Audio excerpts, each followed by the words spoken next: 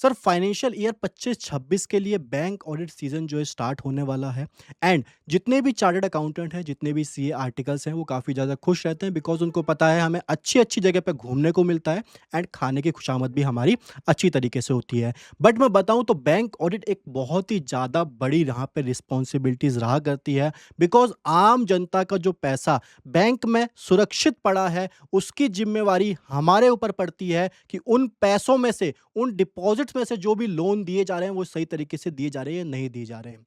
Ultimately जितने भी chartered accountant होते हैं, जो साइन करते हैं, उनको लगता है कि हमारे साइन तो बहुत छोटे से ही हैं, क्या ही होगा? तो मैं बताऊँ, सीए और ऑडिटर सबसे सॉफ्ट टारगेट रहा करते हैं। आप जितने भी केस उठा लीजिए, विजय माल्या, नीरव मोदी, जितने भी केस उठा के ले लीजिए फ्रॉड वाले, बैंक वाले, उसके अंदर मैनेजमेंट फँसता है, ठीक है? मैनेजमेंट की तो गलती है, उसने अल्टीमेटली बड़े-बड़े लोगों को लोन दिया है, कहीं न कहीं उसके अंदर डॉक्यूमेंटेशन में भी गलती रहा करती है।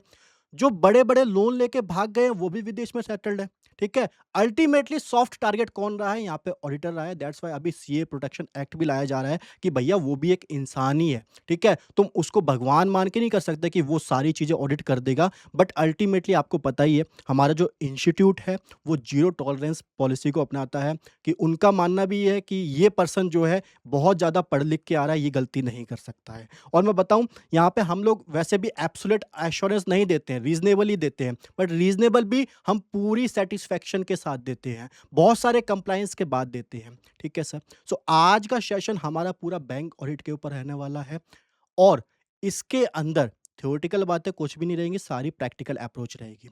सेकंड चीज़, पूरे डेप्थ में जाके समझाऊँगा, लेक्चर जितना भी बड़ा हो कोई मतलब नहीं है मुझे। मुझे चीज़ों को डेप्थ में जाके पढ़ाने में ही मज़ा आता है, समझाने में मज़ा आता है। ठीक है सर? उसके बाद मैं बात करूँ जितने भी टाइप्स ऑफ बैंक ऑडिट होते हैं, मैंने अपनी आर्टिकलशिप में मेरी जो डोमेन थी वो भी बैंक ऑडिट की थी।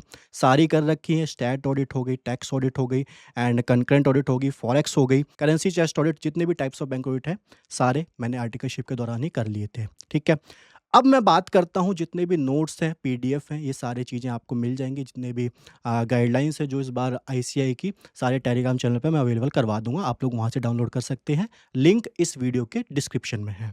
चलिए सर, अब हम लोग शुरुआत करते हैं हमारे आज के सेशन की और हमारा आज का जो टॉपिक है, वो है bank audit. Sir, bank audit और ऑडिट में फ़र्क क्या होता है? देखो, ऑडिट होता है sir independent examination of the financial information और द फाइनेंशियल स्टेटमेंट, ठीक है? Financial statement true and fair view present कर रही है या नहीं कर रही है, ये सिंपल सा ऑडिट हो चुका है। अब बैंक की financial statement true and fair view present कर रही है या नहीं कर रही है, उसी को यहाँ पे बैंक ऑडिट कहा जाता है। इसमें कोई कॉम्प्लेक्सिटी, कोई दिक्कत नहीं है, ठीक है? Bank audit means independent examination of the financial statement of the bank branch to the express opinion on the true and fair view in accordance with the RBI guidelines and ICI standards. आपको पता है यहाँ पे bank branch का मतलब क्या है? Branch की ऑडिट अलग होती है।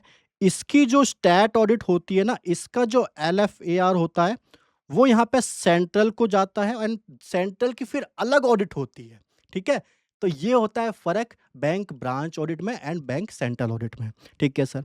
ये जो ऑडिट होती है, ये किसके द्वारा गवर्न करी जाती है? तो ये इसके अंदर आपका बैंकिंग रेगुलेशन एक्ट 1949 तो आएगा ही आएगा बिकॉज़ उसी के अंदर सारे प्रोविज़न हैं, ठीक है?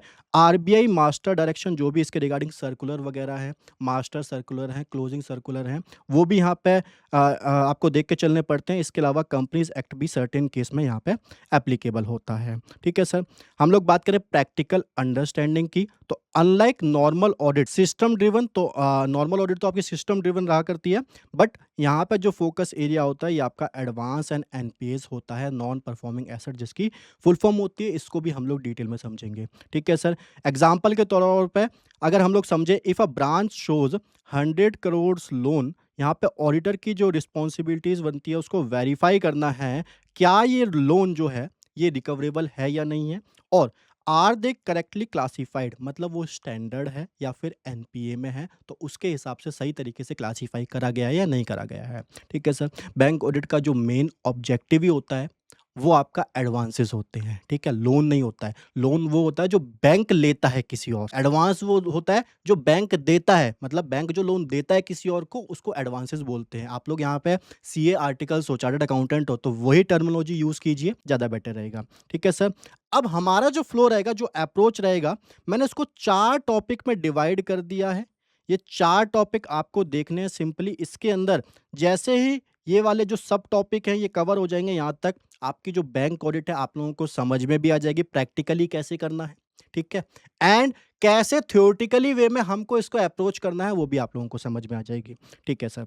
अब हम लोग चलते हैं हमारे पहले फेज़ पे जो कि प्लानिंग एंड सेटअप वाला है। इसके अंदर हमको समझना है नेचर ऑफ बैंक ऑडिट। देखो ये तो मैंने आपको बता ही दिया, अलग-अलग बैंक ऑडिट होती है, रेवेन्यू ऑडिट अलग होती है, कंकरेंट बैंक ऑडिट कुछ ही केस में एप्लीकेबल होती है। अगर वहाँ पे एप्लीकेबल है तो आपको उसकी रिपोर्ट भी लेके चलनी है। उसकी मार्च मंथ की रिपोर्ट मत माँगिएगा, कोई भी नहीं देगा, ठीक है? क्योंकि उसकी ड्यू डेट जो होती है वो आपकी 10 अप्रैल होगी, तो 10 अप्रैल से पहले अगर आप लोग ऑडिट कर रहे हो तो यहाँ पे आपको मार्च मंथ की नहीं मिलेगी, बाकी 11 महीने की आप लोग माँग के चल सकते हो, ठीक है सर? उसके बाद हमारा जो स्टार्ट होता है ऑडिट वो आपका प्री ऑडिट प्लानिंग से स्टार्ट होता है। सर अगर प्लानिंग अच्छी होगी तभी एग्जीक्यूशन अच्छा होगा, तभी रिज़ल्ट अच्छा आएगा, ठीक है? प्लानिंग ही गलत होगी तो यहाँ पे आपका जो भी अल्टीमेट गोल है वो अचीव नहीं होगा। प्लानिंग के अंदर हमको क्या देख के चलना है, सबसे पहले इमीडिएट एक्शन के तौर पे हमको ब्रांच मैनेजर से कॉन्टैक्ट करना है। यहाँ पे एस्टेब्लिश करना है initial communication with the branch manager, introduce the audit team and set a tentative arrival schedule कि सर इस डेट को हमारी जो ऑडिट टीम है आपकी ब्रांच में आएगी, ठीक है? उसके बाद आपको ब्रांच की जो भी प्रोफाइल है उसको यहाँ पे एनालिसिस करना है कि ये अर्बन एरिया में है, रूरल एरिया में है, कॉर्पोरेट है या फिर स्पेशलाइज्ड है, किसी स्पेशल फंक्शन को यहाँ पे परफॉर्म कर रही है, ये आपको आइडेंटिफाई करना है to anticipate specific risk and compliance needs. यहाँ पे आपको इस वजह से अंडरस्टैंड करना है ब्रांच की प्रोफाइल को। अल्टीमेटली रूरल एरिया में वहाँ पे एग्रीकल्चर लोन ज़्यादा होंगे, केसीसी वाले ज़्यादा होंगे, एमएसएमई लोन ज़्यादा होंगे, ठीक है? अर्बन एरिया में वहाँ पे आपके प्रॉपर्टी वाले भी होंगे, व्हीकल लोन भी होंगे, कई जगह पे गोल्ड लोन भी आपको देखने को मिलेंगे। दैट्स व्हाई आपको इसको एनालिसिस करना है। उसके बाद आपको रिव्यू करना है एडवांस एंड यहाँ पे जो हेड ऑफिस होता है वो यहाँ पे ब्रांच को रिस्क रेटिंग देता है, तो वो भी आपको आइडेंटिफाई करके चलनी है। उसके बाद आपको यहाँ पे इन्फॉर्म करना है, सबसे इंपॉर्टेंट काम प्रीवियस ऑडिटर को यहाँ पे इन्फॉर्म करके चलना है। अगर उसकी जो अनडिस्प्यूटेड फीस है, ठीक है? अनडिस्प्यूटेड फीस है वो पेंडिंग है तो आप यहाँ पे जो ऑडिट है एक्सेप्ट नहीं कर सकते हो एज़ पर प्रोफेशनल एथिक्स, ठीक है? या फिर वो क्वालिफाइड ओपिनियन देने वाला था तो थोड़ी जो 1-2 कंडीशन है वो आपको देख के चलनी है। अगर वो जनरली वो नहीं होती हैं तो आप यहाँ पे ऑडिट एक्सेप्ट करके चल सकते हो और उसको सिंपली इन्फॉर्म कर सकते हो, ठीक है सर? मैं बात करूँ यहाँ पे डॉक्यूमेंट कोऑर्डिनेशन आपको देख के चलना है। उसके बाद obtain jotting report. Jotting report क्या होती है? Request the system generated account wise summary. Sir summary हम सबकी मानें सेविंग वाली भी दे दो, करंट वाली भी दो? नहीं, आपका मेन काम एडवांसेस के ऊपर है, तो जितने भी एडवांसेस हैं उसकी आपको यहाँ पे समरी माँगनी है to plan sampling for the large exposure and the SMA account. आप लोग यहाँ पे एडवांसेस को देख के चलोगे कि कैसे-कैसे एडवांसेस हैं, ठीक है? उसके अंदर प्रॉपर्टी लोन वगैरह है, व्हीकल लोन वगैरह है, गोल्ड लोन वगैरह है, तो उसके अंदर क्या-क्या आपको डॉक्यूमेंटेशन देखना है, उसकी एक चेकलिस्ट आप लोग प्रिपेयर करोगे, उसी हिसाब से आप इसको अप्रोच करोगे, ठीक है? उसके बाद आपको प्रोक्योर करनी है, प्रायर रिपोर्ट्स यहाँ पे कलेक्ट करनी है, previous year LFAR, stat audit report है एंड कंकरेंट ऑडिट मैंने आपको बता ही दिया, ये आप 11 मंथ की लेके चल सकते हो एंड आरबीआई इंस्पेक्शन रिपोर्ट कोई है तो आप लोग यहाँ पे ब्रांच से मांग के चलोगे। उसके बाद अपना जो ऑफिशियल एंगेजमेंट लेटर है वो ब्रांच को सेंड कर दीजिए। Issue PBC list, send the detail prepared by client document list immediately so the branch staff can arrange files prior to the your arrival. मतलब वो देरी ना हो काम में, आप जैसे ही ब्रांच में पहुंचे काफ़ी सारी चीज़ें जो आपको इंस्पेक्शन करनी है आप लोगों के पास अवेलेबल हो, ठीक है? प्री ऑडिट प्लानिंग की हम लोगों ने बात कर ली, अब आप लोगों को ऑफिस टीम के साथ क्या डिस्कशन कर रहे हैं वो देख के चलते हैं, ठीक है सर? सबसे पहले हम लोग बात करें टीम एंड लॉजिस्टिक प्लानिंग की, तो यहाँ पे आपको टीम सेटअप एंड एलोकेशन देखना है, कितने मेंबर्स की आपकी टीम जा रही है, उनको एलोकेट कर दीजिए। पर्टिकुलर कोई एलएफएआर पे वर्क करेगा, कोई यहाँ पे एडवांसेस को देखेगा, कोई यहाँ पे आपके रिवेन्यू लीकेज वाले पोर्शन है उसको यहाँ पे देखेगा। तो इस तरीके से अपनी टीम को डिवाइड कर दीजिए। उसके बाद सीबीएस एक्सेस एंड क्रेडेंशियल, आप लोगों को यहाँ पे सीबीएस के ऊपर भी काम करना होता है, वेरिफिकेशन करनी होती है। सर सीबीएस क्या होता है? आपका ये जितनी भी फिनेकल होता है किसी बैंक में आपका ओरेकल चलता है, तो ये आपके सॉफ्टवेयर्स होते हैं जो बैंकिंग में काम करते हैं, इंटरनेट पे काम करते हैं। इसकी लॉगिन आईडी क्रेडेंशियल आपको प्रोवाइड करी जाती है, उसके ऊपर आप लोग रिपोर्ट वगैरह निकाल के चलते हो। उसके बाद आपको सैंपल प्रायोरिटाइजेशन देखना है, review prior year issue MOCs and divergence points to systematically plan the sampling for the large case and SMA account. Large case जितने भी लार्ज एडवांस होते हैं वो भी कौन से वाले अकाउंट रहते हैं वो भी आगे समझा के चलूंगा। ऑडिट लॉजिस्टिक एंड रेडीनेस, यहाँ पे आपको अरेंज करना है ट्रैवल वगैरह, अकोमोडेशन वगैरह और वर्किंग पेपर वगैरह किस तरीके से आपको बनाना है, उसके टेम्पलेट्स आप लोगों को अपने साथ रखने हैं, ठीक है sir? Study and reference material, देखो कभी भी जो ऑडिट है ना, वो मेनली एसेस पर डिपेंड करती है। बट जब भी आप बैंक ऑडिट करने जाते हो तो यहाँ पे आरबीआई के इरैक नॉर्म्स भी आपको देख के चलने पड़ते हैं, जितने भी मास्टर सर्कुलर हैं, उसको भी गो थ्रू करना होता है। उसके बाद बैंक क्लोजिंग सर्कुलर जो भी होते हैं, आपको जो अपॉइंट करते हैं जब भी बैंक, जो मेल आती है वहाँ पे भी प्रोवाइड करे जाते हैं, अदरवाइज़ आप यहाँ पे ब्रांच से भी माँग के चल सकते हो। इसके अलावा आईसीआई का गाइडेंस नोट, ये मैं आपको अवेलेबल करवा दूँगा चैनल पे, ये आपको यहाँ पे भी दिखा देता हूँ मैं। ये आपका 2026 वाला जो एडिशन है, यहाँ पे आप लोग देख सकते हो। ये सारा जो गाइडेंस नोट है, ये टेलीग्राम चैनल पे अवेलेबल हो जाएगा। आप लोग वहाँ से इसको अपने साथ रख सकते हो। सॉफ्ट कॉपी में रख लो, कोई दिक्कत नहीं है। Previous year report analysis the prior year stat audit report, LFR and recent concurrent audit report to identify recurring and systematic issue, ये आपको देख के चलना है और अपने पास एज अ स्टडी मटेरियल के तौर पे रखना है। ठीक है? उसके बाद audit execution at a branch, branch में जाके आपको क्या करना है? इंट्रोडक्शन एंड अंडरस्टैंडिंग, यहाँ पे ब्रांच मैनेजर से मिलना है। क्रेडिट जो टीम है उससे मिलना है, एडवांस जो भी देती है उस टीम से मिलना है। Understand branch sanction power, risk rating and review previous audit issue, जितने भी प्रीवियस में ऑडिट इशू पेंडिंग है उसको आपको सबसे पहले देख के चलना है। ठीक है? उसके बाद टारगेट सिलेक्शन क्या रहा करते हैं, कौन से आपको यहाँ पे एडवांसेस जो है उनको प्रायोरिटी पे चेक करना है या फिर 100% चेक करना है। तो आरबीआई की ऐसी कोई स्पेसिफिक लिमिट नहीं है।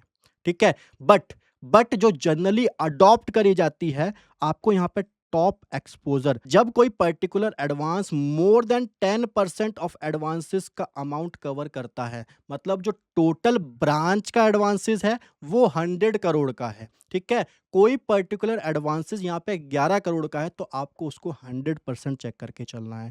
डॉक्यूमेंटेशन सही है नहीं है, ठीक है, क्लासिफिकेशन सही है नहीं है, पूरा देख के चलना है। ठीक है? या फिर किसी एडवांस का अमाउंट मोर देन 10 करोड़ है तो उसको भी आपको यहाँ पे 100% चेक करके चलना है। बात समझ में आई? यस या नो? ठीक है सर।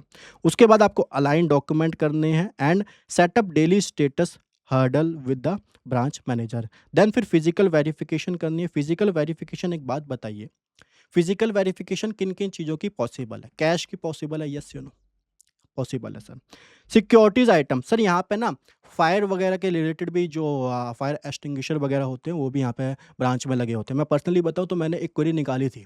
ठीक है? ब्रांच का नाम नहीं बताऊँगा, लेकिन क्वेरी निकाली थी सिक्योरिटी आइटम से रिलेटेड। जो फायर एक्सटिंग्विशर थे उसके ऊपर एक्सपायरी डेट लिखा रहा करती है और वो डेट मैं आपको बताऊँ, यहाँ पे 50 या फिर 40% ब्रांच में वो एक्सपायर्ड वाले लगे होते हैं। रूरल एरिया में तो लगे ही होते हैं।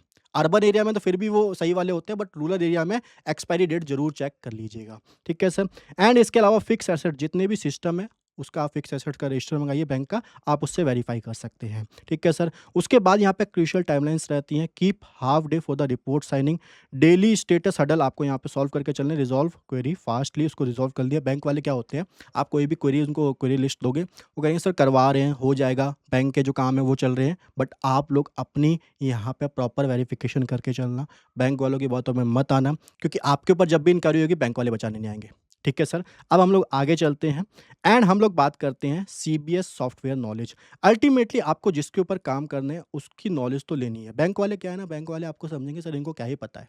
बट आपने अगर कंकरेंट, क्योंकि मैं तो कंकरेंट ऑडिट करके जाता था, पीएनबी बुराड़ी ब्रांच की मैंने कंकरेंट ऑडिट कर दिया आई थिंक 1 से 1.5 साल में। ठीक है? और उसके अंदर तो मैंने क्या-क्या क्वेरी निकाली है, 336 मेरी महीने की क्वेरी जाती थी। ठीक है? वाउचिंग वेरिफिकेशन में पोस्ट डेटेड चेक तक मैंने निकाले। पोस्ट डेटेड चेक, आप समझ रहे हो कितनी बड़ी गलती है। एक टाइम पीरियड उसका खत्म हो चुका है, 3 महीने खत्म हो चुके हैं, उसके बाद उस पे कैश लिया जा रहा है। कैश लिया जा रहा है, गलती नहीं है, गलती ये है कि डेट गलत डाली थी। गलत डाली थी, कस्टमर की गलती नहीं है, वो गलती है वेरिफिकेशन ऑफिसर की जिसने वेरीफाई करके उसको कैश दिया है।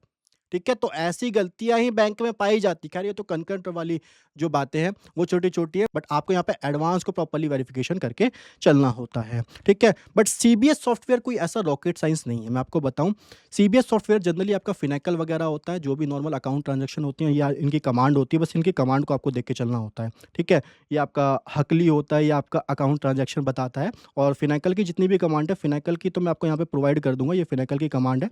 इसमें जितनी भी आपके ऑडिट रिलेटेड हैं, यही आपके आईडी में चलती हैं, बाकी कमांड आपकी नहीं चलती हैं। ठीक है? तो आप लोग कमांड भी देख के चल सकते हो, जितनी भी जनरल कमांड होती है, लोन डिटेल वगैरह आपको चेक करनी है, तो ये वाली कमांड है। ये सारी चीज़ें आपको गो थ्रू करनी है एक बार, वही सिस्टम में आप लोग एक बार खुद भी, आपको आईडी वगैरह मिलती है, आप उससे चेक करके चल सकते हो। ठीक है? टीसीएस ये आपका शायद एसबीआई में चलता है, फिनेकल आपका पीएनबी वगैरह में चलता है, ओरेकल आपका आई थिंक कैनरा वगैरह में ओरेकल चलता है। ठीक है? तो ये सीबीएस सॉफ्टवेयर्स को आपको एक बार गो थ्रू कर लेना है, थोड़ा-सा उसको वेरिफिकेशन कर लेना है, बिकॉज़ उसके ऊपर आप लोग जो है रिपोर्ट निकाल के वेरीफ़ाई कर सकते हैं ट्रांज़ैक्शन वगैरह। ठीक है सर? उसके बाद हम लोग आ जाते हैं हमारे चैप्टर नंबर 2 पे। चैप्टर नंबर 1 हमारा कंप्लीट हो चुका है। यहाँ पे मैं आपको दिखा देता हूँ, सारी बातें हम लोगों ने कवर कर ली है। Nature of bank audit, pre audit planning, office and team preparation, branch execution strategy, CBS software command, ये सारी चीज़ें हम लोगों ने समझ लिया। अब हम लोग कोर वेरिफिकेशन पे आ चुके हैं। ठीक है सर? कोर वेरिफिकेशन की सबसे पहले हम लोग बात करें, उससे पहले आप लोगों को आईआरएसी यहाँ पे समझ के चलना है। इसका मतलब क्या है? आईआरएसी का मतलब होता है इनकम रिकॉग्नाइज़ जभी करो, ठीक है? जब तक वो एनपीए नहीं है। अगर वो एनपीए हो चुका है, नॉन परफॉर्मिंग एसेट्स हो चुका है, तो उस पे आप लोग इनकम जो है वो यहाँ पे रिकॉग्नाइज़ नहीं करोगे। बात समझ में आई यस या नो? यही कहता है। Income recognition and assets classification norms issued कौन करता है? Reserve bank of India. Purpose क्या है? Ensure true income recognition, identify bad loan early. ठीक है? एनपीए की जो क्लासिफिकेशन है यही प्रोवाइड करता है। Maintain banking stability and standardise NPA classification, and NPA अगर हो चुका है तो उसके रिगार्डिंग आपको प्रोविजन भी बनाने होते हैं। कितने बैंक वाले बनाते हैं, क्या लिमिट रहा करती है, सारी चीजें आज के लेक्चर में बता के चलूंगा। ठीक है सर? उसके बाद हम लोग बात करें कोर प्रिंसिपल क्या रहता है यहाँ पे आईआरएसी का। सबसे पहला, इनकम रिकॉग्नाइज कब करनी है? इनकम जो कि इंटरेस्ट वगैरह होती है is booked only when actually received. Once account become NPA stop accruing income. वहां पे आपका जो इंस्टॉलमेंट का अमाउंट है, प्रिंसिपल तो आपको मिल नहीं रहा है और आप यहाँ पे इंटरेस्ट जो है उसको बुक करने की कोशिशें कर रहे हैं, तो ये फालतू की कोशिशें मत कीजिए, ये आपको नहीं करनी है। अगर ये हो रखी है बुक्स ऑफ अकाउंट के अंदर तो वही आपको वेरीफाई करनी है और इसको रिवर्स करवाना है। ठीक है सर? देन यहाँ पे आता है assets classification. Assets are classified into standard, जिसको रेगुलर भी बोला जाता है, sub standard, doubtful and loss assets. ठीक है सर? कैसे कैसे इसको कैटेगराइज करते हैं उसको भी अब आप लोगों को समझना है। सर एनपीए की क्लासिफिकेशन क्या होती है? अगर 90 डेज से ज़्यादा का पीरियड में यहाँ पे जो अमाउंट है, इंस्टॉलमेंट प्रिंसिपल जो भी है, अगर वो ओवरड्यू है तो उसको एनपीए माना जाता है। बात समझ में आई यस या नो? ठीक है। यहाँ पे जब ये 90 डेज कंप्लीट हुए, यहाँ पे ये एनपीए हो गया है, यहाँ से 12 महीने तक एनपीए ही है। 12 महीने का जो पीरियड है, यहाँ पे इसको सब स्टैंडर्ड माना जाता है। यहाँ पे 12 महीने तक सब स्टैंडर्ड माना जाता है। एनपीए डेट से 12 महीने के बाद इसको डाउटफुल कि सर ये तो मिलेगा भी या फिर नहीं मिलेगा, कुछ पता नहीं है। ठीक है? अनसर्टेनिटी बढ़ती जा रही है तो इसको डाउटफुल माना जाता है। इसको अलग-अलग कैटेगराइज़ इसलिए किया गया है बिकॉज़ जो प्रोविज़न बनता है इन तीनों कैटेगरी का अलग-अलग बनता है। कैसे बनता है आगे समझेंगे। ठीक है? यहाँ पे कोई वो ज़रा-सी वीडियो नहीं चल रही यूट्यूब की 2-5 मिनट की कि मैं आपको ऊपर की टॉपिक लाइन-लाइन पढ़ा दूँ, नहीं। पूरी बैंक ऑडिट की क्लास है, पूरी बैंक ऑडिट समझ के जाना। ठीक है सर? अब ये जो बचा, अब यहाँ पे बन गया है ये लॉस एसेट्स आपका। ठीक है? यहाँ पे सर बहुत ही दिक्कतें वाली बात है। लॉस एसेट्स तो एक तरह से वो आपका एसेट्स रहा ही नहीं, बस वो एसेट्स का नाम दे दिया है, बाकी वो लॉस एसेट्स है। ठीक है? पूरा आपका लॉस हो चुका है। वही यहाँ पे बताया गया कि सब स्टैंडर्ड कौन से एसेट्स होते हैं आपके? Assets which has remained NPA for the period less than और equal to 12 month, indicate current net worth of the borrower and guarantor is insufficient. बात समझ में आई यस और नो? सर डाउटफुल वाले कौन से होते हैं? Assets which has remained in substandard category for more than 12 month. Substandard बन गए थे, ठीक है, बट 12 महीने तक वो सब स्टैंडर्ड ही हैं। हैज ऑल वीकनेस ऑफ सब standard plus collection in full is highly questionable. मतलब यहाँ पे मुश्किल है कि वो पैसा मिले भी या ना मिले, तो वो यहाँ पे आपका डाउटफुल बन जाता है। ठीक है? उसके बाद आपका लॉस एसेट्स सबसे लास्ट में आ जाता है। Loss has been identified by the bank और इंटरनल और एक्सटर्नल ऑडिटर और RBI as a non recoverable, कि सर ये तो मिलने नहीं वाला, इसका प्रोविजन वगैरह बनाइए और बात खत्म कीजिए। ठीक है? की ट्रिगर्स क्या रहते हैं यहाँ पे? टर्म लोन के केस में इंटरेस्ट एंड और instalment remain overdue for 90 days से ज़्यादा की होती है तो यहाँ पे एनपीए कंसीडर कर लिया जाता है। ओडी एंड सीसी वाले केस में क्या होता है? CC is your cash credit, working capital loan. जब भी डे टू डे ऑपरेशन के खर्चे के लिए बिजनेस को लोन दिया जाता है, लिमिट दी जाती है, लिमिट का आपको रिन्यू भी चेक करना है, रिव्यू भी चेक करना है। ठीक है? रिन्यू भी चेक करना है, रिव्यू भी चेक करना है। वर्किंग कैपिटल लोन आपका टर्म लोन नहीं होता है। कोई टर्म एंड कंडीशन नहीं होती, लिमिट प्रोवाइड करी जाती है बिज़नेस को डे टू डे ऑपरेशन करने के लिए। बात समझ में आई? यस या नो? ठीक है। तो ये कब एनपीए कंसीडर करेंगे? Account remain out of order for continuous period of more than 90 days. ठीक है, आउट ऑफ ऑर्डर हुआ है तो यहाँ पे आपका 90 डेज से ज़्यादा तो सीसी या फिर ओडी वाले लोन आपके एनपीए बन जाएंगे। एग्रीकल्चर की हम लोग बात करें, एग्रीकल्चर लोन की इंस्टॉलमेंट और इंटरेस्ट अगर ओवरड्यू हो गई, two crop season, short duration वाले होते हैं उनका टू क्रॉप सीजन, और जो लॉन्ग ड्यूरेशन वाले होते हैं एग्रीकल्चर लोन उनका यहाँ पे वन क्रॉप सीजन मान के चलते हैं। अगर इंटरेस्ट ओवरड्यू हो गया, इंस्टॉलमेंट ओवरड्यू होगी तो उसको भी हम लोग एनपीए कंसिडर करते हैं। एनपीए वाली क्लासिफिकेशन समझ में आई? यस या नो? ठीक है सर। अब हम लोग आगे चलते हैं और अब हम लोग बात करते हैं एसएमए क्लासिफिकेशन की। एसएमए क्लासिफिकेशन क्या होता है sir? Account showing early sign of stress before becoming NPA act. देखो एक बात बताइए, एक आपका जो स्कूल होता है प्रॉपर वाला स्कूल होता है, क्लास फर्स्ट सेकंड थर्ड, ठीक है, एंड नर्सरी एलकेजी यूकेजी कहीं कहीं होता है, ठीक है। उसके पहले भी एक अब नया फीचर ऐड ऑन किया गया है, ठीक है, महंगी महंगी फीस जो वसूलते हैं स्कूल वाले, प्री स्कूल। आपने सुना है ना, प्री स्कूल? वही प्री जो एनपीए है, जो एनपीए होने की संभावना है, उसी को यहाँ पे एसएमए अकाउंट के तौर पे कंसीडर करा जाता है। ठीक है, 90 डेज के बाद, ओवरड्यू के 90 डेज के बाद एनपीए होगा, बट 90 डेज से पहले जो क्लासिफिकेशन रहेगी वो एसएमए 0, एसएमए 1 और एसएमए 2 की रहेगी। ठीक है, इसमें भी आपको एसएमए 2 वाले अकाउंट पे ज्यादा गौर फरमाना है।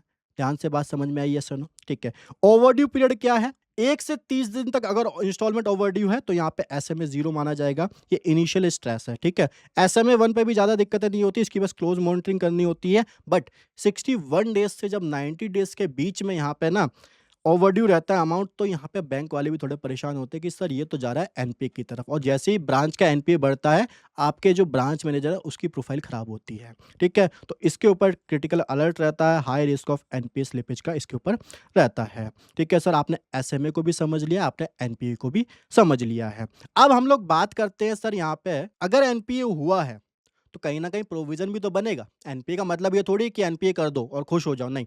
एनपीए के रिगार्डिंग प्रोविज़न भी बैंक बना के चलेगा। अब प्रोविज़न कैसे बनेगा उसको ध्यान से समझिएगा। अगर एसेट्स है स्टैंडर्ड, तो स्टैंडर्ड एसेट्स के लिए तो कम से कम बनाइए 0.25 से 1% तक बनाइए प्रोविज़न, ठीक है। उसके बाद हम लोग बात करें सब स्टैंडर्ड की, तो 15 से 25% आपको बना के चलना है, depend on secured versus unsecured exposure देख के चलना है, उसके हिसाब से यहाँ पे प्रोविज़न बनेगा 15 से 25% तक। डाउटफुल के केस में 25 से 100% का बनाइए, scale with the age of doubtful status D1, D2 या फिर D3 है, एंड लॉस एसेट्स है तो यहाँ पे 100% का फुल प्रोविजन बना के चलिए कि मान के चलिए सर ये तो रिकवर नहीं होने वाला है। बात समझ में आई? यस या नो? अब हम लोग बात करें ऑडिट फोकस की, तो ensure accurate security valuation for the computing secured versus unsecured portion and systematic provision need manual override verified via MOC. अगर एमओसी देके चलते हैं, अगर करेक्ट प्रोविजन यहाँ पे बनाया गया है, ठीक है सर। अब हम लोग बात करें यहाँ पे एडवांस ऑडिट की। एडवांस ऑडिट आपको किस तरीके से करना है? सबसे पहले यहाँ पे हम लोग देख के चलते हैं coverage and sanction audit coverage target. Select large advance covering more than 10% of the total branch advances और इंडिविजुअल एक्सपोजर जिसका मोर देन 10 करोड़ है, प्लस द एसएमए 2 पूल। मैंने बोला था ना एसएमए टूल जो है वो आपके एनपीए में स्लिपेज होने वाले हैं जल्दी, तो उनको भी देख के चलना है। सेंशन एंड अथॉरिटी आपको देख के चलनी है, वेरीफाई करना है प्रॉपर सेंशन अथॉरिटी लिमिट, मतलब जो ऑफिसर है उनकी जो लिमिट होती है वो अलग अलग रहा करती है, तो आपको चेक करना है कि अप्रोप्रिएट ऑफिसर ने यहाँ पे लोन जो है वो सेंशन किया है। ठीक है sir. Address to the loan terms, convenience and conduct and use of the fund verification, आपको यहाँ पे उनकी पूरी प्रॉपर फाइल जो है वो चेक करके चलनी है। Security documentation, physically inspect original property document, verify adequate stamp duty payment and review the legal search report. देखो मैं आपको बताऊं तो जो ये वाले होता है ना आपका ओरिजिनल प्रॉपर्टी डॉक्यूमेंट, ये तो आपके बड़े जो केस होते हैं उसी में दिखाते हैं बैंक वाले। कहीं आप छोटे-छोटे केस में माँगने जाओगे तो ओरिजिनल वाले जो होते हैं वो नहीं दिखाते हैं, फोटोकॉपी वाले दिखा देते हैं, क्योंकि वो सेफ लॉकर में अलग से रखे जाते हैं। बट आपको माँगने हैं, देखो फिर तो वही बात है मैनेजमेंट से, अगर आपको युद्ध ही करना है तो युद्ध करिए, बट अगर मैं बताऊँ तो यहाँ पे अगर 1 करोड़ से ज़्यादा की प्रॉपर्टी है तभी आप इसको माँगिए। ठीक है, बाकी चीज़ें तो आपको फाइल के अंदर मिल जाती है, स्टैम्प ड्यूटी पेमेंट वगैरह सही से करिए, review the legal search report, technical report वगैरह होती है वो आप लोग देख के चल सकते हो। ठीक है, उसके बाद चार्ज रजिस्ट्रेशन की कॉपी भी आपको फाइल के अंदर देखने को मिल जाती है, आप लोग लोग देख के चल सकते हो। इसके अलावा प्रॉपर्टी वाला केस है तो इंश्योरेंस की जो कॉपी है वो भी देख के चल सकते हो। ये आपकी किन्हीं किताबों में नहीं लिखा है, किसी भी यहाँ पे गाइडलाइंस में नहीं लिखा है। ये जो प्रैक्टिकल एक्सपोज़र है, एक्सपीरियंस है, वही सारी चीज़ें हैं, वही मैं आपको कम्युनिकेट कर रहा हूँ। ठीक है सर? अब हम लोग बात करें ऑपरेशंस एंड इनकम में आपको क्या-क्या देख के चलना है। यहाँ पे आपको डीपी चेक करनी है। डीपी कौन से वाले केस में चेक करोगे? कहीं आप टर्म लोन में डीपी जाके चेक कर रहे हो। डीपी आपकी ड्राइंग पावर होती है। यहाँ पे एक लिमिट प्रोवाइड करी जाती है वर्किंग कैपिटल लोन के अंदर, जिसको सीसी लोन भी कहा जाता है। मान लेते हैं 4 लाख की लिमिट है, बट यहाँ पे 4 लाख रुपए पूरा नहीं निकाल सकता है। बैंक उसके बाद यहाँ पे डीपी निकाल के देती है। डीपी की कैसे कैलकुलेशन होती है अलग से समझेंगे अभी हम, ठीक है? इतना अगर मान लेते हैं यहाँ पे बैंक ने डीपी प्रोवाइड करी है 2.5 लाख, तो यहाँ पे जो बोरोवर है वो यहाँ पे 2.5 लाख तक का ही अमाउंट निकाल सकता है। डीपी किसके ऊपर डिपेंड करती है? आपकी स्टॉक के ऊपर डिपेंड करती है, डेटर के ऊपर डिपेंड करती है, क्रेडिटर के ऊपर डिपेंड करती है। ठीक है सर? यही चीज़ें आपको यहाँ पे देख के चलनी है। उसके बाद स्टॉक एंड डेटर स्टेटमेंट, यहाँ पे जितने भी वर्किंग कैपिटल लोन होते हैं उसके अंदर यहाँ पे स्टॉक एंड डेटर स्टेटमेंट जाया करती है। बोरो यहाँ पे ब्रांच को सबमिट करता है, किसी केस में मंथली, किसी केस में क्वार्टरली सबमिट करी जाती है, तो वो भी आपको बड़े-बड़े केस में देख के चलना है। एंड उसके अंदर डेटर की एजिंग वगैरह भी प्रोवाइड होती है, वो भी आपको देख के चलना है। सर ये तो बोरोवर खुद बना के देता है? नहीं, ये भी सीए सर्टिफाइड होती है। ठीक है सर? तो ये सारी चीज़ें आपको देख के चलनी है। देन आपको यहाँ पे लिमिट रिन्यूअल को देख के चलना है। Ensure working capital limits are properly reviewed and renewed, delayed exceeding 6 month from the due date trigger यहाँ पे एनपीए हो जाती है। इनकम एंड चार्जेस कैसे बुक करी जा रही है? Verify proper interest setup in CBS. अब यहाँ पे क्या होता है, बैंक वाले बोलते हैं सर सारा तो काम सॉफ्टवेयर कर रहा है, हम क्या कर रहे हैं? तो आप उनकी बातों में मत आना। आपको जो वेरिफिकेशन करनी है, मतलब ज़्यादा भी प्रॉपर एकदम वो एक्सेल शीट लेके मत बैठ जाना, ठीक है? इतना भी नहीं होता, बट एक बार आप यहाँ पे किसी बड़े अकाउंट का उसका इंटरेस्ट रेट चेक कर सकते हो, ठीक है? फाइल से मैच कर सकते हो। तो ऐसे आपको सैंपलिंग बेसिस पे एक के अंदर आप पूरा घुस सकते हो, उसको चेक कर सकते हो। ये नहीं कि सर अब हमको तो सारे जो लोन अकाउंट है सबका वन बाय वन ज़रा इंटरेस्ट रेट चेक करा दो और खुद चेक करने बैठ जाओ, तो ये वेस्ट ऑफ टाइम है। इसके अंदर आपको कुछ भी नहीं मिलने वाला है। ठीक है sir? Collection of processing and penal fees वगैरह कोई है? प्रोसेसिंग चार्ज तो वही होता है, जब आपका लोन प्रोसेस किया जाता है तो उस केस में प्रोसेसिंग फीस काटता है बैंक, तो वो भी आपको चेक करके चलनी है। ठीक है? पेनल इंटरेस्ट वगैरह कब लगता है? प्री पेमेंट वगैरह के केस में भी पेनल लगता है, या फिर कोई पेनल्टी वगैरह स्टॉक स्टेटमेंट अगर डिले फाइल हुई है तो उस केस में भी पेनल लगता है। 1% 2% जितना भी लगता है, यहाँ पे उससे रिकवर करता है bank. Immediate interest reversal upon the NPA tagging, ये सारी चीज़ें आपको यहाँ पे इनकम एंड ऑपरेशन पोर्शन के अंदर देख के चलनी है। डीपी की ऊपर भी हमने बात कर ली थी। डीपी का फॉर्मूला आप लोग देख सकते हो। स्टॉक माइनस में क्रेडिटर्स माइनस में मार्जिन होता है, डेटर्स में से मार्जिन माइनस करके इन दोनों का एडिशन आपका डीपी निकल के आता है, ड्राइंग पावर निकल कर आता है। प्रैक्टिकल एग्जांपल के तौर पे भी आप लोग देख सकते हो। स्टॉक आपका यहाँ पे 1 लाख है, यहाँ पे 1 लाख ही रहेगा, ये भी 2 लाख नहीं रहेगा। ठीक है? उसके बाद इसमें से क्रेडिटर माइनस कर देंगे, आपका 80,000 हो गया। उसके बाद यहाँ पे 25% जो है वो यहाँ पे मार्जिन माइनस कर देंगे, ये आपका 60,000 हो गया। स्टॉक माइनस में क्रेडिटर माइनस में मार्जिन।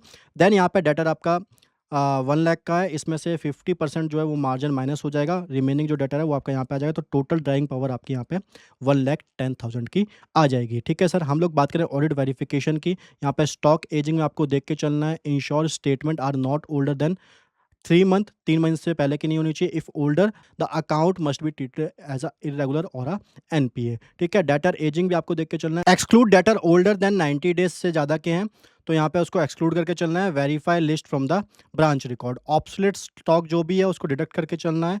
स्लो मूविंग और non moving stock from the total declared stock before the applying margin, यहाँ पे आपको वो वाला स्टॉक यहाँ पे रिड्यूस करके चलना है। ठीक है सर? अब हम लोग बात कर लेते हैं एनपीए ऑडिट प्रैक्टिकल वेरिफिकेशन आपको किस तरीके से करना है। सबसे पहले आपको कंफर्म करना है correct NPA date, verify the exact date of NPA classification based on the first default crossing the 90 days. जैसे ही 90 डेज होता है आउट ऑफ ऑर्डर स्टेटस यहाँ पे सीसी वाले केस में, एंड यहाँ पे ओवरड्यू प्रिंसिपल पेमेंट अगर ओवरड्यू हो रही है, इंस्टॉलमेंट पेमेंट, तो 90 डेज आपको टर्म लोन के केस में देख के चलना है। अगर वो क्रॉस हुई है तो उस डेट से 90 डेज के बाद ही आपकी जो एनपीए की डेट है वो यहाँ पे आनी चाहिए। Stop income recognition, ensure no further interest is accrued और booked on the NPA account के अंदर कोई भी यहाँ पे इंटरेस्ट जो है यहाँ पे बुक नहीं होना चाहिए। Income should only be recognise on actual realisation, जैसे एक्चुअल रियलाइजेशन हो रहा है उस बेसिस पे यहाँ पे इनकम जो है वो रियलाइज करी जाएगी।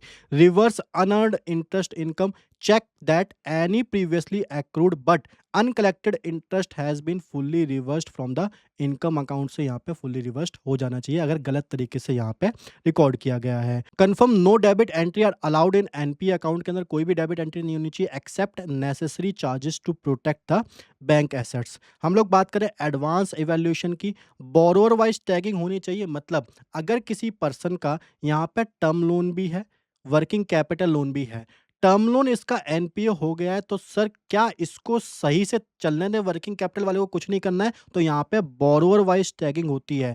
एनपीए पर्सन ये हुआ जैसे ही मान के चलते हैं ये मोहन जी है, तो मोहन जी को सारे अकाउंट एनपीए ही यहाँ पे कंसीडर किए जाएँगे। ठीक है sir? Security valuation update verify that the valuation of underlying security is recent typically within 3 years and reflect realistic realisable value यहाँ पे आपको देख के चलनी है। इम्पेयरमेंट डॉक्यूमेंट भी आपको देख के चलना है। Check that impairment trigger have been properly documented and provisions are calculated according to the assigned assets classification. Then आपको क्या देख के चलना है, सिस्टम एंड मैनुअल में जो भी सिस्टम के अंदर डाटा फीडअप है क्रॉस वेरीफाई करना है, CBS system flag match the manual documentation and RBI IRAC norms for the NPA classification आपको क्रॉस वेरिफिकेशन करके चलना है। ठीक है सर, हमने एनपीए वाला पॉइंट भी कवर कर लिया है। अब हमारा चैप्टर नंबर 3 जो है वो स्टार्ट हो चुका है, स्टैट एंड कंप्लाइंस का। ठीक है सर, प्रॉफिट एंड लॉस के अंदर हमको क्या क्या देख के चलना है बैंक ऑडिट के केस में? यहाँ पे इनकम एंड फीस है उसको वेरीफाई करना है, जो भी इंटरेस्ट की इनकम है उसको देख के चलना है। Verify accurate calculation for the standard assets and ensure strict reversal of the unearned interest upon the NPA classification. अब आप लोग बोलोगे सर हम लोग जहाँ भी जा रहे हैं ये एनपीए वाला पॉइंट जरूर आ रहा है, तो मैं बताऊं तो बैंक का ऑडिट करवाने का मतलब ही ये होता है कि एडवांस में से कितना एनपीए होने जा रहा है। ठीक है, तो मेन फोकस 90% फोकस एनपीए के ऊपर रहता है, एडवांसेस के ऊपर रहता है। दैट्स वाई आपको ये वाला जो पॉइंट है हर जगह देख के चलना है। देन हम लोग बात करें पीएनएल में, आपको जो प्रोसेसिंग एंड अपफ्रंट फीस है उसको भी चेक करना है। Check that processing fees, documentation charges and inspection fees are correctly recovered and properly accounted for the upfront.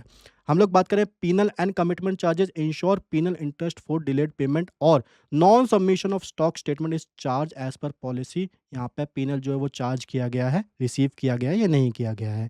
Income leakage को स्कैन करके चलना है। Review exception report and manual fees waiver to the identify unauthorised revenue leakage और unbooked legitimate charges. यहाँ पे एक exception report भी निकलती है, आप लोग यहाँ पे फिनेकल से भी निकाल सकते हो और बैंक के किसी पर्सन से भी मांग सकते हो, जो भी ऑथराइज होगा आपको किया जाएगा कि वो आपको ऑडिट डॉक्यूमेंटेशन प्रोवाइड करे ऑडिट के रिगार्डिंग, तो आप उससे मांग के चल सकते हो। देन पीएनएल में और क्या रह जाता है, डिपॉजिट एक्सपेंसेस एंड सस्पेंस भी आपको देख के चलना है। Deposit interest pay out test check accuracy of interest applied on term deposit saving account and verify rates against the master circular. मतलब आपको वेरीफाई करना है जो भी सिस्टम में फीडअप है, जो भी मास्टर सर्कुलर में प्रिस्क्राइब है। Negative rate exception, looking for negative rate exception आपको देख के चलना है अगर कोई यहाँ पे है तो। हम लोग बात करें देन आपको यहाँ पे ऑपरेटिंग एक्सपेंसेस देख के चलने हैं। Vouch major expenses like rent, repairs and legal fees. Ensure TDS compliance हो रहा है या नहीं हो रहा है, सही तरीके से रेट काटा जा रहा है, नहीं काटा जा रहा है, क्वार्टरली रिटर्न जो फाइल हो रही है, नहीं हो रही है, सारी चीज़ें आप लोग यहाँ पे चेक करके चलोगे। उसके बाद कोई भी सस्पेंस में एंट्री पड़ी है उसकी आपको स्क्रूटनी करनी है। Scrutinise aged entry in sundry debtors suspense के अंदर जो भी पड़ी है, ensure no revenue item are parked here to hide actual branch performance को हाइड करने के लिए क्या कोई यहाँ पे बड़ा अमाउंट तो नहीं पड़ा है, वो सारी एंट्रीज जो वो क्लियर होनी चाहिए। ठीक है सर, हम लोग बात करें जीएसटी ट्रीटमेंट की। Verify that applicable GST is correctly calculated and collected on taxable service like locker rent हो गया, प्रोसेसिंग फीस हो गया, रिकवरी एजेंट चार्जेस हो गया। जीएसटी के ऊपर अलग से भी पॉइंट है, वो भी अभी हम लोग आगे कवर करके चलेंगे। ठीक है सर, अब हम लोग बात कर लेते हैं सर टैक्स ऑडिट की। क्या टैक्स ऑडिट वाले पॉइंट भी हमको यहाँ पे देख के चलने हैं? बिल्कुल देख के चलने हैं। टैक्स ऑडिट में क्या मेन रहता है, टीडीएस की डिडक्शन सही तरीके से करी गई है नहीं करी गई है, डिडक्ट करा गया है नहीं करा गया है, उसके बाद रिटर्न फाइलिंग करी गई है नहीं करी गई है, एंड जो रेट है वो सही तरीके से काटा गया है नहीं काटा गया है, ये सारी चीज़ें आपको देख के चलनी है। ठीक है, उसके अलावा सेक्शन नंबर 43B होता है, इसको भी आपको चेक करके चलना है। Asset stat dues provisioning versus actual payment cutoff dates, ensure unpaid liability are properly reported and disallowed if not paid before the due date। तो उसको यहाँ पे as per section number 43B of the income tax act उसको disallowed किया जाता है उस particular year में, जब भी उसकी एक्चुअल पेमेंट होती है तब उसको अलाउ किया जाता है। ठीक है, उसके बाद एक और सेक्शन होता है आपका सेक्शन नंबर 269T का कंप्लाइंस आपको देख के चलना है। मोर देन 20,000 की यहाँ पे कैश में रिपेमेंट बैंक को रिसीव नहीं होनी चाहिए। रिकंसिलिएशन में आपको क्या देख के चलना है, 26Q आपकी जो टीडीएस कटता है अदर देन सैलरी वाले केस में, उस केस में आपकी 26Q रिटर्न जाती है, आप लोग वो देख के चल सकते हो। इंटरेस्ट एंड पेनल्टी एक्सपोजर आपको देख के चलना है। फॉर्म नंबर 15G 15H का कंप्लाइंस आप लोग देख के चल सकते हो यहाँ पे, एंड पेन वैलिडेशन आप लोग यहाँ पे चेक करके चल सकते हो। ठीक है, ऑडिट अलर्ट में आपको क्या यहाँ पे ध्यान में रखना है, tax audit require reconciliation CBS data with manual tax registered eight a branch level always assess the risk of hidden interest and penalty on delayed TDS deposit. कई बार क्या होता है, टीडीएस जो है वो यहाँ पे देर से डिपॉजिट किया जाता है, तो उसके ऊपर आपको इंटरेस्ट और पेनल्टीज चेक करके चलनी है। ये तो आपका वैसे भी कोर एरिया है, डोमेन ही आपका टैक्स वाला होता है मेनली सबका, तो यहाँ पे इस चीज़ में आपको दिक्कत नहीं आनी चाहिए। इस पूरी टॉपिक में भी आपको दिक्कत नहीं आनी चाहिए। ठीक है सर। अब हम लोग चलते हैं, कई-कई केस में किसी-किसी ब्रांच ऑडिट में आपको गोल्ड लोन भी देखने को मिल जाता है। ठीक है? गोल्ड लोन क्या होता है, यहाँ पे जो बोरोवर होता है अपना गोल्ड रखता है, मान के चलते हैं यहाँ पे उसने 100 लाख का यहाँ पे गोल्ड अपना रखा, और यहाँ पे उसको 75 लाख का जो लोन है वो जनरली अलाउ कर दिया जाता है, या फिर 70 लाख के अप्रॉक्स यहाँ पे जो लोन है वो यहाँ पे अलाउ कर दिया जाता है। सर ये क्यों लेते हैं लोग? इसके अंदर रेट ऑफ इंटरेस्ट भी ठीक-ठाक ही रहता है, बिज़नेस लोन के हिसाब से ज़्यादा हाई नहीं रहता है, एंड कंप्लायंस भी कम ही रहते हैं, बिकॉज़ इसकी वैल्यूएशन रिपोर्ट वगैरह लग जाती है, एंड वैल्यूएशन रिपोर्ट में अगर उसकी वैल्यू 100 लाख आ रही है तो बैंक आराम से इतना लोन जो है प्रोवाइड कर देता है। इसके अंदर आपको क्या चेक करके चलना है, एवरग्रीनिंग एंड वैल्यूएशन रिस्क इसके अंदर रहा करता है। High risk of evergreening through a repeated loan renewals, auditor must rigorously verify proper valuation method adopt किया गया है, नहीं किया गया है। इंडिपेंडेंट रिपोर्ट, ये तो वैसे भी जो गोल्ड लोन की फाइल होती है उसके अंदर लगी होती है, and adequate internal control follow किया गया है या नहीं किया गया है। ठीक है। 75% लोन टू वैल्यू कैप यहाँ पर रूल रहा करता है, इसको आपको चेक करके चलना है। RBI mandate a strict maximum loan to value ratio of 75% of the pledged gold value, ensure the valuation method strictly align with the latest RBI master direction के हिसाब से है या नहीं है, वो आपको चेक करना है। ठीक है। पोस्ट डिसबर्समेंट मॉनिटरिंग करी गई है, verified timely tracking of overdue account, strict लिट adherence to the auction timelines process, updated borrower KYC and adequate insurance यहाँ पे उसका कराया गया है, वो बैंक के लोन की फाइल में अवेलेबल है या नहीं है, वो आपको यहाँ पे चेक करके चलना है। ठीक है सर। अब हम लोग बात कर लेते हैं की फैक्ट स्टेटमेंट। ये आपकी नई स्टेटमेंट आई है सर, ये स्टेटमेंट क्या होती है, ये स्टेटमेंट भी आप लोग पहले देख लीजिए, उसके बाद इसके बारे में भी हम लोग पढ़ लेंगे। ठीक है। ये आपकी की फैक्ट स्टेटमेंट होती है। Loan proposal, account number, type of loan कौन सा है, सेंशन लोन कितना यहाँ पे किया जा रहा है, डिसबर्समेंट शेड्यूल क्या रहेगा, इसके अंदर बेसिकली सारी जो भी लोन की डिटेल है, कैसे उसकी रीपेमेंट रहने वाली है, इसके बाद आपकी आ जाती है, वो सारी चीज़ें यहाँ पे रहा करती हैं। ठीक है। इसके रिगार्डिंग भी आपको बड़े-बड़े लोन में क्या देख के चलना है, मैंडेटरी डिस्क्लोजर है, must clearly disclose the loan amount, APR, exact EMI detail and all applicable fees charges इसके अंदर मेंशन होते हैं। Strict timing rule must be issued to the borrower before the loan agreement is executed, proper borrower acknowledgement must be keeped on record यहाँ पे होने चाहिए। यहाँ पे zero hidden charges, bank are strictly prohibited from levying any fees charges or penalties that are not explicitly mentioned in the provided, मतलब इसके बाहर का कोई भी चार्जेस नहीं होना चाहिए। ठीक है सर। सो ये भी आप लोग कुछ केस में देख के चल सकते हो। देन हम लोग बात करते हैं चार्ज रजिस्ट्रेशन की। ये मेनली आपका प्रॉपर्टी वाले केस में आता है। ठीक है। जब भी यहाँ पे कंपनी जो है वो लोन लेने जाती है, तो उस केस में चार्ज क्रिएट होता है, उसके बाद सरसाई रजिस्ट्रेशन भी होता है, बिकॉज मल्टीपल चार्ज क्रिएट ना हो जाए, दैट्स वाई सरसाई रजिस्ट्रेशन किया जाता है। तो ये भी आपको देख के चलना है। Companies act CHG 1 mandatory registration of the charge with ROC for the company borrowers must be filed with in 30 days of the charge creation. जब से चार्ज क्रिएट हुआ है 30 डेज के अंदर यहाँ पे वो होना चाहिए। उसके बाद cerci registration, central registry for the securities and assets reconstruction, ensure timely filing and accuracy for the equitable mortgage and other eligible security interest। यहाँ पे आपको सरसाई रजिस्ट्रेशन के रिगार्डिंग भी डॉक्यूमेंट देख के चलना है फाइल के अंदर। ठीक है। उसके बाद आपको ऑडिट वेरिफिकेशन करनी है, verify charge document, ROC and cerci proof and extension approval if filed. अगर लेट फाइल किया है तो उसका एक्सटेंशन अप्रूवल भी आपको यहाँ पे अटैच किया गया है, नहीं किया गया है, वो भी देख के चलना है। Ensure system flag aligning with the physical documentation, कोई भी यहाँ पे मिसमैच आता है देन आप ब्रांच से डिस्कस करोगे, अदरवाइज इस पे क्वेरी रेस करोगे। ठीक है सर। अगर यहाँ पे रजिस्टर्ड नहीं है चार्ज, तो लोन यहाँ पे अनसिक्योर्ड बन जाएगा, यहाँ पे प्रोविजन का इम्पैक्ट भी आएगा और loss of priority in recovery यहाँ पे बन जाता है। ठीक है सर।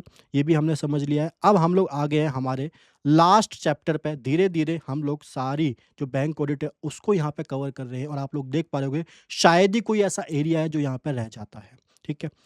यहाँ पे चैप्टर नंबर 4 में हम लोग आ चुके हैं, सारी ऑडिट हम लोगों ने कर ली है। यहाँ पे एडवांसेस चेक कर लिए, एनपीए क्लासिफिकेशन चेक कर लिए, सही तरीके से हुए नहीं हुए हैं, प्रोविज़न बने हैं, नहीं बने हैं, चार्ज क्रिएट हुआ है, नहीं हुआ है, फाइल के अंदर जो टेक्निकल वैल्यूएशन रिपोर्ट है, 50 लाख से ज़्यादा का लोन है तो 2 टेक्निकल वैल्यूएशन रिपोर्ट लगती है, तो वो आपको चेक करके चलना है। इंश्योरेंस का डॉक्यूमेंट है, वो सही तरीके से कराया गया है, नहीं कराया गया है। लैंड वाले केस में प्रॉपर्टी अगर लैंड है तो क्या आप इंश्योरेंस माँग के चलोगे? ये तो कॉमन सेंस है सर, जो इंश्योरेंस होता है वो बिल्डिंग का होता है। ठीक है? तो ऐसी गलतियाँ मत करना जिससे बैंक वाले आपको यहाँ पे नौसिखिया समझे, ठीक है? हमेशा बैंक वालों से एक कदम आगे रह के चलिए, आप लोगों को अच्छी खातिरदारी तो मिलेगी ही मिलेगी, उसके अलावा इज़्ज़त भी मिलेगी, ठीक है? कि हमसे ज़्यादा जानता है, ये सीए आर्टिकल हो वैसे तो आर्टिकल ही जाते हैं, जो सीएज़ होते हैं वो तो लास्ट डे पे ही जाते हैं एंड आर्टिकल्स जो होते हैं वो मेनली यहाँ पे डोमिनेट करते न हुए नज़र आने चाहिए बैंक के अंदर, तब यहाँ पे जो सीए है उसकी भी वैल्यू बनती है, ठीक है सर? अब हम लोग बात करते हैं एलएफएआर की। देखो एलएफएआर एक क्वेश्चनरी फॉर्म होता है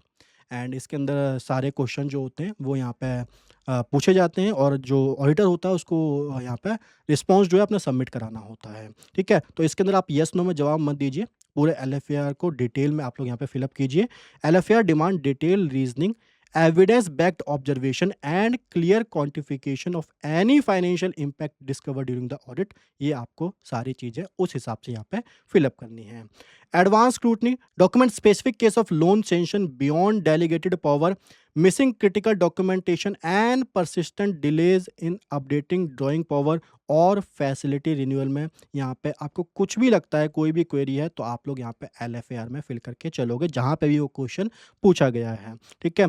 देन यहाँ पे हाउसकीपिंग एंड कंप्लायंस से रिलेटेड भी वहाँ पे जो क्वेश्चंस होते हैं वो रहा करते हैं। Highlight long outstanding entries in suspense account, unreconciled inter branch transaction है, KYC and AML procedure lapse है कोई एंड कोई भी डेफिशिएंसी है, अदर डेफिशिएंसी है तो आप लोग यहाँ पे हाईलाइट करके चलोगे। एलएफएआर का प्रिंसिपल ये रहा करता है, डिटेल्ड रीजनिंग आपको यहाँ पे देनी होती है, फोकस हैवीली ऑन एडवांस रहता है, quantify financial impact and core reporting deliverable यहाँ पे आपकी होनी चाहिए। जो एलएफएआर होता है सेंट्रल के पास जाता है, फिर जो सेंट्रल के ऑडिटर होते हैं वो भी उसको चेक करते हैं। वो आपका बैंक की यहाँ पे फाइल नहीं मंगवाते हैं, बड़े-बड़े लोन की तो मंगवा ली, 100 करोड़ की फाइल मंगवा लेंगे। लेकिन जो ब्रांच के छोटे-छोटे लोन होते हैं, 10 करोड़ के हो गए, 20 करोड़ के हो गए, वो यहाँ पे सीधे उस ब्रांच के ऑडिटर की रिपोर्ट पढ़ते हैं, एलएफएआर पढ़ते हैं। उसने क्या यहाँ पे कमेंट किया है, उसको देखते हैं। देन फिर वो अपनी रिपोर्ट प्रिपेयर करते हैं। ठीक है सर, बात समझ में आई यस या नो? ठीक है सर।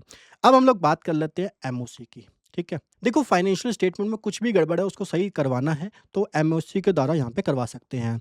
कि एमओसी कब ट्रिगर होता है? जब भी एनपीए के जो क्लासिफिकेशन है, सर सब स्टैंडर्ड में जाने थे, लॉस में जाने थे, ठीक है? डाउटफुल में जाने थे और यहाँ पे स्टैंडर्ड में चल रहे हैं, रेगुलर अकाउंट में चल रहे हैं, तो एनपीए क्लासिफिकेशन गलत तरीके से करा गया। प्रोविज़न भी नहीं बना होगा, गलत तरीके से एनपीए क्लासिफिकेशन हुई है, गलत बना होगा, तो यहाँ पे एमओसी के अंदर वो चीज़ हम लोग ऐड करते हैं। Income not reversed, unrealised interest booked on NPA हो चुका है, वो रिवर्स नहीं किया गया, एमएससी के द्वारा करेक्ट करेंगे। प्रोविज़न जो है वो गलत तरीके से बनाया गया है, सर कोई बात नहीं, अभी रुको, एमओसी में लिख के देते हैं, आप सही तरीके से भी बना के दोगे, ठीक है? देन यहाँ पे एग्जीक्यूशन प्रोसेस में हम लोग आते हैं। क्वांटिफाई एग्जैक्ट फाइनेंशियल इम्पैक्ट जो भी है उसको क्वांटिफाई करना है। Discuss finding thoroughly with branch manager, draft formal MOC and obtain branch manager acknowledgement signature, adjust branch reporting package and LFAR accordingly, ठीक है सर? कब यहाँ पे एमओसी का यूज़ करना है? Issue MOC only material financial misstatement है, तभी आपको एमओसी के अंदर उसको डालना है। Communicate थ्रूली with the branch manager and कब आपको इसको यूज़ नहीं करना है? Don't use MOC for the minor narrative और द प्रोसीजरल इशू। सर ये जो एप्लीकेशन फॉर्म है यहाँ पे 10 जगह साइन होने थे, 1 जगह रह गए हैं, तो ये तो आपका गलत हो गया, ठीक है? एमओसी में अभी हम लोग डाल के दे रहे हैं ये वाला पॉइंट, तो ऐसी गलतियाँ मत करना, माइनर मिस्टेक छोड़ देना, ठीक है सर? एंड यहाँ पे don't under estimate the branch manager review process. Ultimately वो भी एक अच्छी पोस्ट पे बैठा है पर्सन, तो वो भी पढ़ा लिखा इंसान है, बहुत अच्छा पढ़ा लिखा इंसान है, ठीक है? तो उसका जो रिव्यू प्रोसेस है वो भी काफ़ी एप्रोप्रिएट हो सकता है, तो उसको भी आप लोगों को देख के चलना है और उसको यहाँ पे अंडर एस्टिमेट नहीं करना है, ठीक है सर? हम लोग बात करते हैं सर्टिफिकेट्स। कॉमन सर्टिफिकेट्स क्या होते हैं? Include interest subvention, stat returns and various compliances certificates. Do not rely solely on system print, खाली सिस्टम प्रिंट के ऊपर ये आपको बिलीव नहीं करना है। इंडिपेंडेंट वेरिफिकेशन करनी है, auditor must verify input data independently. System generated certificate require robust substantive testing of underlying parameters.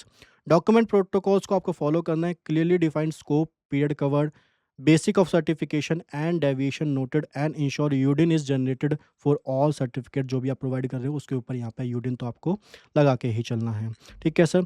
अब हम लोग आगे चलते हैं और बात कर लेते हैं जीएसटी की। सर हमने टैक्स भी पढ़ लिया है, मतलब टैक्स ऑडिट पढ़ लिया है, डायरेक्ट टैक्स वाला पोर्शन, जीएसटी भी थोड़ा-सा समझ लेते हैं। अल्टीमेटली बैंक ऑडिट में ज़्यादा काम रहता है नॉर्मल ऑडिट से, तो बिल्कुल आप लोग देख सकते हो।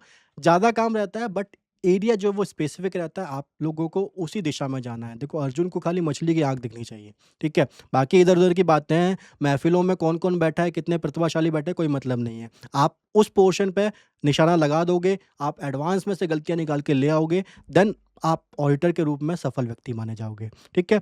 अब हम लोग बात करते हैं इनकम क्लासिफ़िकेशन की। यहाँ पे एग्ज़म्प्ट रहती है इंटरेस्ट की इनकम, इसके ऊपर जीएसटी वगैरह नहीं लगा करता है। प्रोसेसिंग फ़ीस है, इसके ऊपर लगता है। पेनल्टी चार्जेज़ है, लॉकर रेंट वगैरह है, ये टैक्सेबल रहा करते हैं। यहाँ पे आपको इसके ऊपर जीएसटी देख के चलना है, ठीक है? आईटीसी कंप्लायंस में यहाँ पे जनरली 50% और रिस्ट्रिक्शन वाला जो है, वो फ़ॉलो करते हैं। Bank generally opt for the 50% flat input tax credit. Reversal rule verify branch level implementation यहाँ पे आपको चेक करके चलना है। रिकंसाइल करना है तो cross check general ledger income account against GST return जो भी फाइल करी गई है, आइडेंटिफाई अनबिल्ड और under reported taxable item. Place of supply भी आपको देखनी है, किसी पर्टिकुलर बिल की आप लोग चेक कर सकते हो। Ensure correct determination of the CGST SGST versus IGST based on the customer registered address and the nature of service. ये तो सर सीए आर्टिकल वाले पर्सन को अगर बताना पड़ रहा है ना कि जीएसटी में हमको ऐसे चेक करना है, कैसे हमको देखना है इंट्रास्टेट है, कब कैसे हमको देखना है इंटरस्टेट है, तो इसका कोई रेलेवेंस है नहीं। बैंक ऑडिट में ये सारी चीज़ें बहुत ही छोटी-छोटी है। आप 1 आध घंटे के अंदर सारी चीज़ें वेरीफ़ाई कर सकते हो, ठीक है? रिवर्स चार्ज मैकेनिज़्म, अगर किसी केस में रिवर्स चार्ज एप्लीकेबल हो रहा है बैंक के ऊपर, बैंक ने सही तरीके से उसको फ़िल अप किया है, नहीं किया है, दिखाया है रिटर्न के अंदर, नहीं दिखाया है, वो सारी चीज़ें आपको यहाँ पे देख के चलनी है, ठीक है सर? अब हम लोग बात कर लेते हैं यहाँ पे फाइनलाइज़ेशन एंड रिपोर्टिंग की। सबसे पहले प्री साइनिंग प्रोटोकॉल आपको यहाँ पे फॉलो करना है। Discuss draft finding with the branch manager, ऐसे ही सारी चीज़ें बिना ब्रांच मैनेजर के मत डाल देना, ठीक है? क्योंकि फिर वो कॉन्फ्लिक्ट हो जाता है, फिर वो चीज़ें डिले हों तो उसका कोई रेलेवेंस है नहीं, आपस में डिस्कस करके फाइनल कंक्लूजन पे आ जाना है। Agree on actionables and resolve any critical open item और disagreement before the finalising report. Then फिर quality control and verification, cross check all the basic details, branch name, dates, codes branch का, ensure valid UDIN is generated and affix to all sign report and certificates independently, ठीक है? Hand over and escalation, clearly highlight high risk account, suspected early mortality case and unresolved open item to head office और risk management team, ठीक है sir? तो यहाँ पे आपको report issue करनी होती है, स्टैट ऑडिट रिपोर्ट, एलएफएआर, कोई एमओसी है तो वो वहाँ पे ऑडिट सर्टिफिकेट एंड एक्शन आपको यहाँ पे इशू करने होते हैं, ठीक है सर? अब हम लोग बात कर लेते हैं पोस्ट ऑडिट चेकलिस्ट, आपको क्या-क्या अपने पास रखना है, वर्किंग के पेपर वगैरह रखने हैं, engagement letter and MRL. MRL क्या होता है? रिप्रेजेंटेशन लेटर रहता है। किसी पर्टिकुलर एरिया पे आपको यहाँ पे मैनेजमेंट की कंफर्मेशन चाहिए तो आप एमआरएल में उसको इंक्लूड कर सकते हो। टैक्स ऑडिट में भी काम में आता है, हर ऑडिट में काम में आता है, तो यहाँ पे आप लोग साइन करवा के चल सकते हो। रिपोर्ट इशूड, यहाँ पे verify all state report, LFAR, MOC वगैरह इशू कर दी जा चुकी है, वो सारी अपने पास रखनी है एक कॉपी। वर्किंग पेपर भी आपको अपने पास रखने हैं, यूडिन जनरेशन जो भी है, ensure UDIN is generated and affix to all applicable reports and certificate within the timeline, ठीक है सर? उसके बाद access and administration, access revocation, formality request revocation, all CBS जो भी आपको एक्सेस मिला है उसका रिवोकेशन के लिए आप लोग यहाँ पे मेल वगैरह कर दीजिए। Data confidentiality, ensure compliance with bank data confidentially policy, securely delete और shared sensitive branch data not required for the working paper. देखो मैं आपको बताऊँ तो मेरा भी पर्सनली मन था कि मैं टैक्स ऑडिट के कोर्स से पहले आपका बैंक ऑडिट का कोर्स बनाऊँ, ठीक है? बट मेरा जो ऑब्जेक्टिव था, मैंने सारी प्रैक्टिकल चीज़ें आपको समझाई यहाँ पे, ठीक है? कोई भी एग्जांपल मैंने आपको थ्योरेटिकल वे में जाके नहीं बताया, कीवर्ड याद करने कुछ नहीं, सिंपल सी चीज़ें हैं, सारी बातें बैंक में जो आपके सामने होती हैं, वो आपको चेक करनी है, ठीक है? बट दिक्कत कहाँ है? दिक्कत ये आई कि जितना भी काम होता है प्रैक्टिकली, वो यहाँ पे फिनेकल वगैरह में होता है या फिर उनके सीबीएस सॉफ्टवेयर में होता है, तो वो इंटरनेट पे वर्क करता है और हम लोग उसको डिस्क्लोज़ नहीं कर सकते हैं। हम लोग एज़ अ ऑडिटर भी हमारे पास जो डाटा है, किसी थर्ड पार्टी को नहीं बेच सकते। वो तो हमारे एथिक्स में भी आ जाता है, प्रोफेशनल एथिक्स में भी आ जाता है। बट वो वाला डाटा हमें सिक्योरली अपने पास रखना होता है और जो काम का नहीं है, वो हमको डिस्ट्रॉय भी करना होता है। दैट्स व्हाई वहाँ प्रैक्टिकल चैलेंजेस आ सकते थे, इसलिए वो कोर्स जो है, वो हमने नहीं बनाया। बट वो कोर्स मैंने पूरा यूट्यूब पे एक तरह से पूरा लेक्चर आप लोगों के लिए लाया हूँ, जितनी भी प्रैक्टिकल बातें हैं, सारी चीज़ें हम लोग ने डिस्कस करी हैं। सो सबसे पहले इस चैनल को ई-फाइल्स को सब्सक्राइब करना ना भूलें, ठीक है सर? अब हम इस लेक्चर को कंप्लीट करते हैं। जो भी आपका बिल है, इनवॉइस है, वो आप लोग यहाँ पे रेज़ कर दीजिए। Post audit review, conduct a brief internal team meeting to discuss lesson learned, areas for improvement and notes for the next audit cycle. अगर आपके पास टाइम बचता है, आपके आईटीआर के फॉर्म नहीं आए हैं, तो आप लोग मीटिंग करिए, अदरवाइज़ आप अपने अगले काम में बढ़ जाइए, ठीक है सर? अगर मैं बात करूँ तो गोल्डन रूल क्या है sir? 90% of bank audit success lies on advances, NPA and documentation. यही आपका की रूल है, यही हमने पूरा आज के सेशन में समझा। So thank you so much guys. Me Shri Abhishek Awasthi signing off from today session. Bye bye, take care.